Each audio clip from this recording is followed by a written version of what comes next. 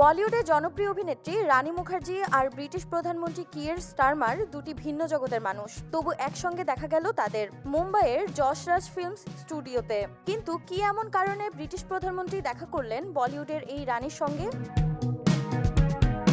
আসলে এটি ছিল এক ঐতিহাসিক সফর। প্রথমবারের মতো ভারত সফরে এসে বুধবার মুম্বাইয়ের যশ রাজ ফিল্মস পরিদর্শন করেন স্টারমার। সেখানে তিনি রানী মুখার্জি সহ যশরাজ পরিবারের একাধিক তারকার সঙ্গে সাক্ষাৎ করেন, কারণ এটি ব্রিটেন ও ভারতের চলচ্চিত্র শিল্পের মধ্যে নতুন এক অধ্যায়ের সূচনা।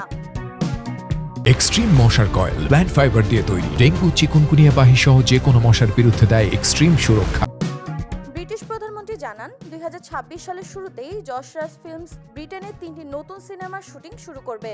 এই উদ্যোগের ফলে 3000-এরও বেশি কর্মসংস্থান সৃষ্টি হবে ব্রিটেনে। স্টারমার বলেন, বলিউড আবার ফিরছে ব্রিটেনে। এটি কেবল চলচ্চিত্রের জন্য নয়, দুই দেশের সম্পর্ক ও বিনিয়োগের ক্ষেত্রেও গুরুত্বপূর্ণ পদক্ষেপ। যশরাজ ফিল্মসের সিইও অক্ষয় বিধানী বলেন, ব্রিটেন সবসময়ই আমাদের কাছে বিশেষ জায়গা দখল করে আছে। আমাদের আইকনিক ছবি দিওয়ালে দুলহানিয়া লে জায়েঙ্গের শুটিং শুরু হয়েছিল সেখানে। প্রধানমন্ত্রী নিজে এসে এই চুক্তিতে স্বাক্ষর করায় আমরা গর্বিত।